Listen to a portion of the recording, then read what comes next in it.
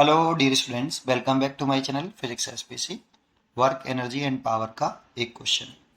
The variation of force F acting on the body moving along x axis varies with its position x as shown figure. ये F और x का graph दे रखा है। ध्यान रखिए, पोटेंशियल एनर्जी एक्स ग्राफ नहीं है, फोर्स और एक्स ग्राफ है। The body is in stable equilibrium state at, ये चार पॉइंट दे रखे हैं। ये कौन से पॉइंट पर स्टेबल इक्विलिब्रियम में है बॉडी? ठीक है, तो देखो थोड़ी सी जानकारी होनी चाहिए। पहले आपको की कंसेप्ट बताता हूँ, सोल्यूशन। कि कोई बॉडी इक्विलिब्रियम में कब होती है?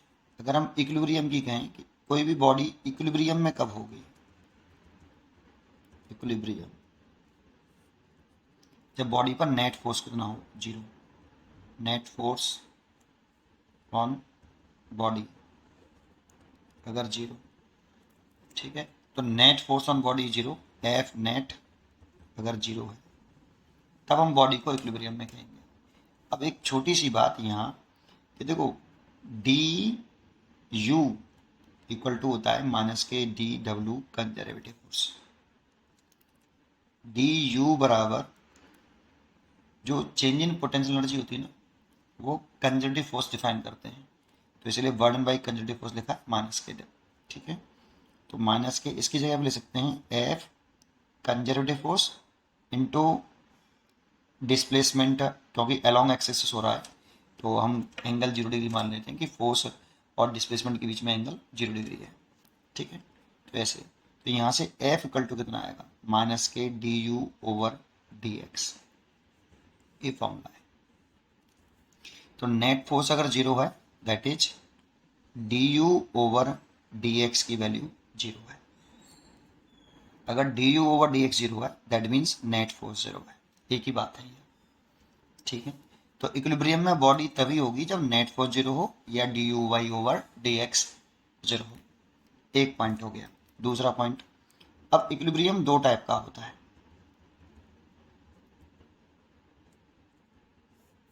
एक होता है स्टेबल इक्विलिब्रियम, स्टेबल इक्विलिब्रियम,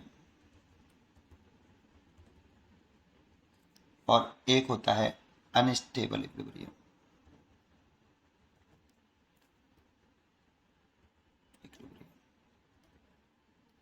देखो, स्टेबल इक्विलिब्रियम में पोटेंशियल एनर्जी यू मिनिमम होती है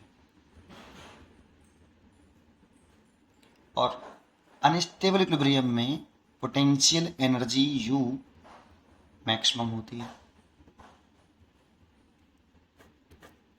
ये आपको पता होना चाहिए कि स्टेबल इक्विलिब्रियम में एनर्जी, जो पोटेंशियल एनर्जी है वो मिनिमम और अनस्टेबल में मैक्सिमम। अब आपको कंडीशन ऑफ मैक्सिमम मिनिमा आना चाहिए। Condition of minima, maximum minima, तो देखो आपको याद हो कि कंडीशन ऑफ मैक्सिमम मिनिमा में अगर पोटेंशियल एनर्जी मिनिमम है या पोटेंशियल एनर्जी मैक्सिमम है, वहाँ पर D u over D x zero होता है। D u over D x zero होता है, ठीक है। तो चाहे एक कंडीशन, दूसरी, भाई कोई सा भी इक्विलिब्रियम हो D u over D x तो जीरो होना ही चाहिए। इसमें भी चाहे ये वाला इक्विलिब्रियम हो चाहे ये, D u over D x तो जीरो होना चाहिए। नेट फोर्स तो जीरो होना ही चाहिए, ठीक है ना। ये नेट फोर्स ही तो है बेटा आपका, तो जीरो होना चाहिए कोई सा भी इक्विलिब्रियम हो, ठीक है। तीसरी बात, अब स्टेबल इक्विलिब्रियम कैसे पता करेंगे कि स्टेबल इक्विलिब्रियम में क्या कंडीशन बन सकती है? तो आपने मैक्सिमम मिनिमा पढ़ा हो। अगर मेरे को ये चेक करना होता है कि यू की किस वैल्यू के लिए, एक्स की किस वैल्यू के लिए स्टेबल है और किस वैल्यू के लिए अनस्टेबल है, तो उसके लिए हम डबल डिफरेंशिएशन करते हैं। तो इसके लिए डबल डिफरेंशिएशन करें, D square over D x square. अगर ये पॉजिटिव आता है, कैसा आता है?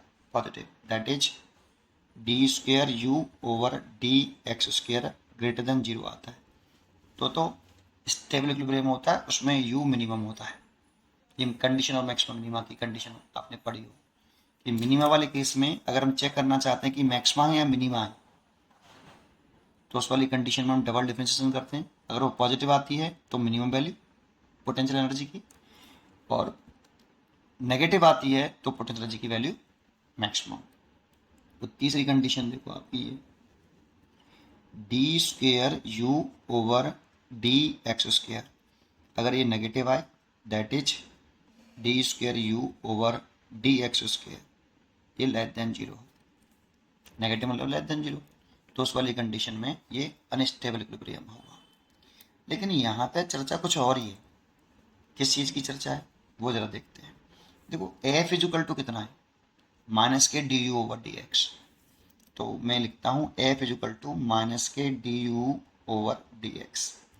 इसको अगेन डिफ्रेंशिएट कर देता हूँ बेटा, again differentiation with respect to x, तो इसे लिख सकते हैं d F over D x equal to minus का d square u over D x square. देखो ये रिजल्ट आया। अब इस रिजल्ट से एक चीज़ देखनी है आपको, यही इंपॉर्टेंट पॉइंट है, कंसेप्ट यहीं पर है, इसी लाइन में कंसेप्ट है बेटा इस क्वेश्चन का। क्या कि D F over D x equal to stable equilibrium में, इधर हम स्टेबल चला रहे हैं, स्टेबल इक्विलिब्रियम, और इधर हम अनस्टेबल इक्विलिब्रियम की कंडीशन चला रहे हैं, इक्विलिब्रियम की कंडीशन चला रहे हैं। तो d F over D you x, अब देखो स्टेबल इक्विलिब्रियम में इसकी वैल्यू तो कैसी है बेटा, पॉजिटिव है, d square u over D x square तो पॉजिटिव है, तो सोचो माइनस ये फॉर्म, इसको देखो ये लिख रहा है minus and d square u over D x square, तो d F over D x is equal to minus, इसकी वैल्यू कैसी है बेटा, पॉजिटिव, तो इसकी वैल्यू पॉजिटिव है d square u over D x square stable में, और इसकी वैल्यू पॉजिटिव है तो d F by D x की वैल्यू कैसी आएगी, नेगेटिव आएगी। D F by D x stable equilibrium में नेगेटिव है, D F by D x stable equilibrium में नेगेटिव है, that means D F by D x less than zero, तो stable है। यहाँ पे यही काम करेगा ये वाला, क्योंकि ग्राफ एफ और एक्स का है, यू और एक्स का नहीं है, ग्राफ एफ और एक्स का है, यू और एक्स का नहीं है। अगर यू और एक्स का होता तो काम ये करता, यहाँ से चेक करते, पॉजिटिव आ जाए तो स्टेबल इक्विलिब्रियम, और d you square over D x square negative आ जाए तो unstable equilibrium. But graph f और एक्स का है बेटा, इसीलिए इसी से मालूम पड़ेगा स्टेबल और अनस्टेबल। ठीक है, एज ए सिमिलरली इसमें चलें, D F over D x equal to, ये तो फॉर्मूला है बेटा आपका, माइनस का D you square over D x square, ये देखो ये आ रहा है ये। अब इसमें अगर इसकी वैल्यू अनस्टेबल इक्विलिब्रियम में D square u over D x square negative है, तो अगर ये नेगेटिव है तो d F over D x कितना आएगा, तो ये माइनस फॉर्मूले का और ये भी माइनस का है, d square over D x square unstable में, तो माइनस माइनस प्लस हो जाएगा, तो d F over D x कैसे हो जाएगा, plus d square u over D x square, इसीलिए d F over D x की वैल्यू पॉजिटिव, ये देखो अनस्टेबल में ये पॉजिटिव, और इसको मैं लिख सकता हूँ कि ये D F over D x आपका ग्रेटर देन जीरो। अच्छा, अब ये D F over D x है क्या sir, D F over D x क्या है, स्लोप है किस चीज़ का, अगर कोई भी ग्राफ मेरे को एक्स और एफ में ग्राफ दे रहा है, तो अगर मैं इसका स्लोप निकालूं, स्लोप एफ और एक्स का, तो slope of force displacement graph ये होगा D F by D x tan theta. अगर एक छोटा सा सेगमेंट आप मान लीजिए ऐसे, तो आपको मालूम पड़ जाएगा D F by D x है, ये डी एक्स है और ये वाला आपका डी एफ है, और ये थीटा है, इसीलिए ये भी थीटा होगा, ये भी थीटा होगा, तो इस वाले ट्राइंगल में लगाओगे ना तो tan theta D F by D x आएगा। तो ये D F by D x F x graph का स्लोप है, बस। अब चेक कर लो इसकी कब कौन से पॉइंट पे पॉजिटिव है, कौन से पॉइंट पे d F by D x negative है।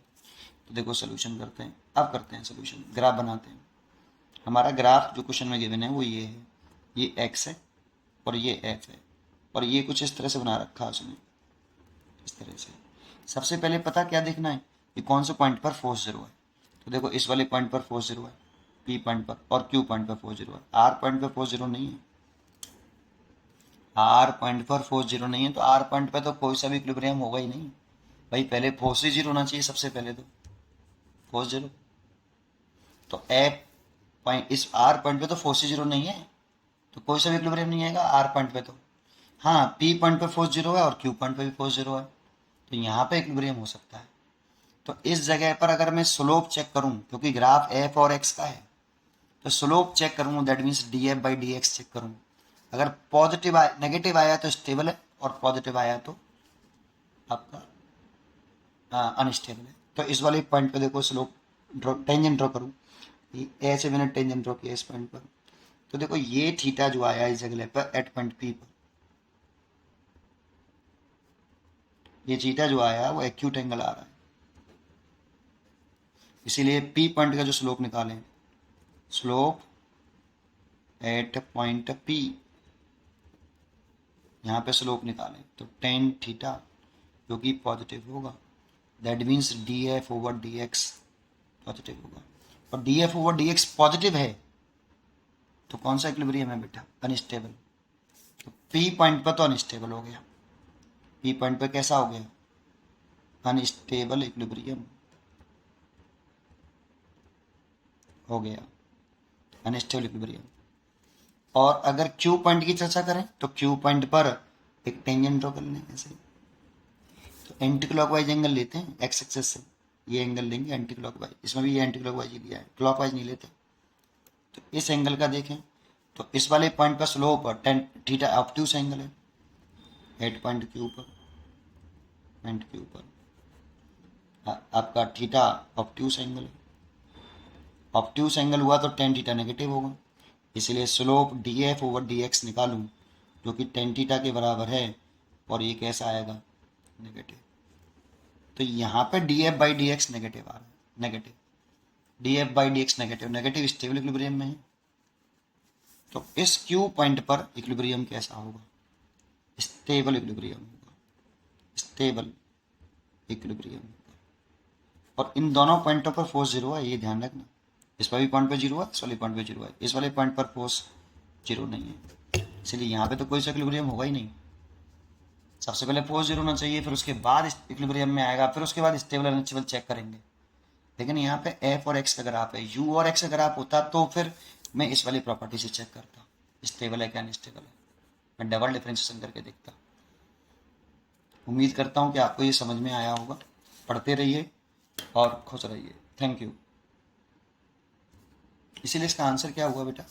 हाँ, कौन से पॉइंट पर स्टेबल पूछ रहा ना, स्टेबल कौन से पॉइंट पर? क्यू पॉइंट पर। B choice is correct, B is correct. Stable पूछ रहा है, स्टेबल कौन से पॉइंट पर आया? देखो स्टेबल आया पॉइंट क्यू पर, इसीलिए बी इज करेक्ट। पढ़ते रहिए और खुश रहिए। Thank you.